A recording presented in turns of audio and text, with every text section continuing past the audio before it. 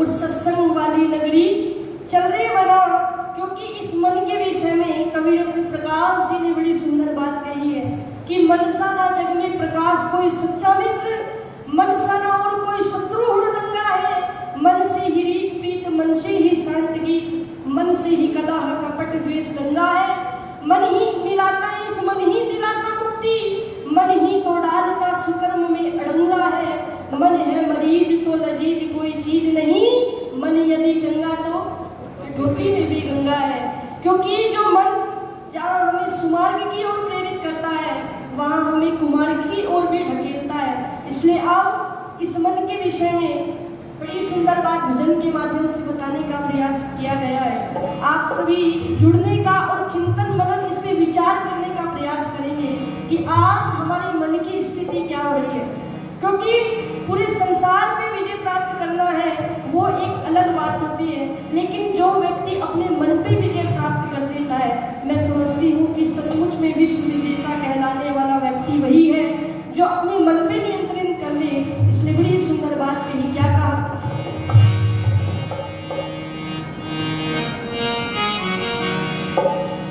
कि मन मोड़ा,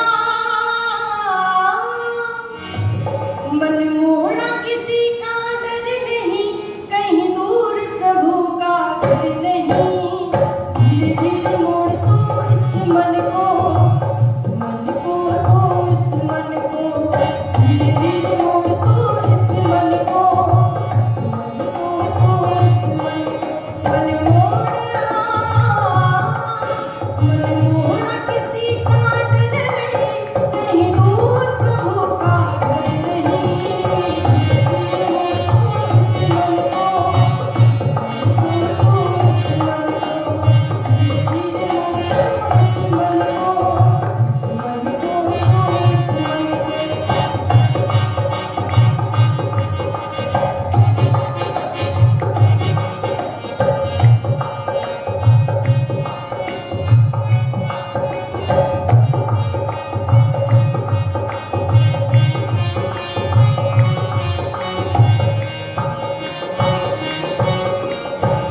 और कहा क्या,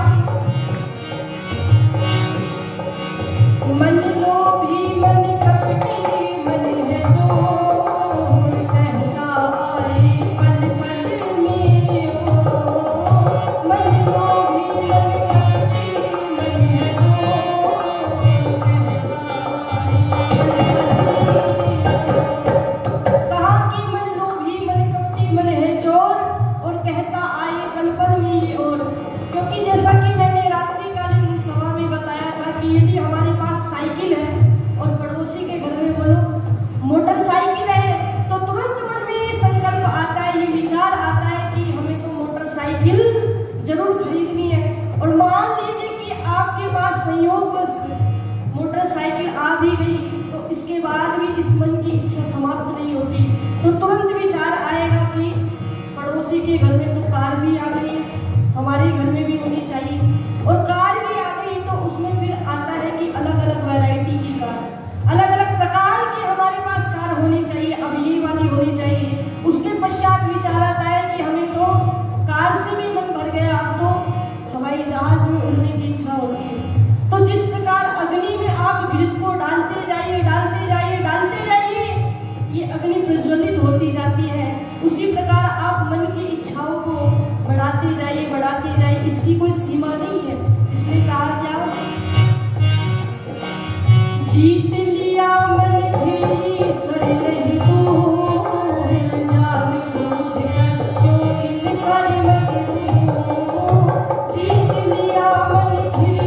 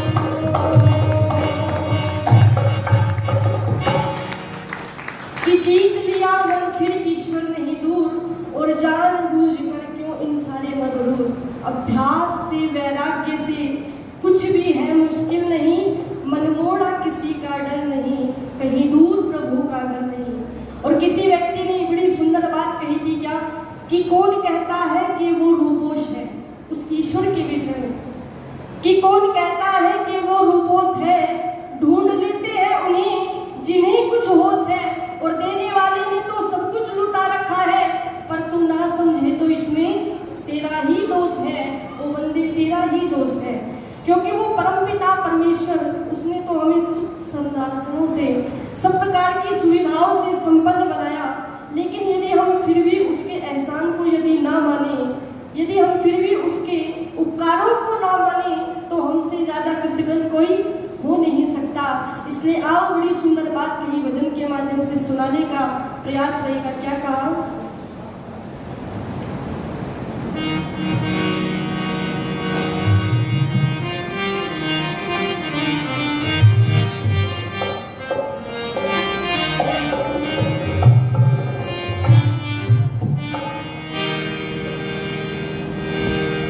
कहते हैं कि ये जो एक शब्द होता है ना भला, यदि हम इसे उल्टा करके लिख के देखें तो स्वतः ही लिखा जाता है कि लाभ, अर्थात जो व्यक्ति इस संसार का जितना भला करता है उसे ईश्वर की तरफ से उतनी ही लाभ की प्राप्ति होती है।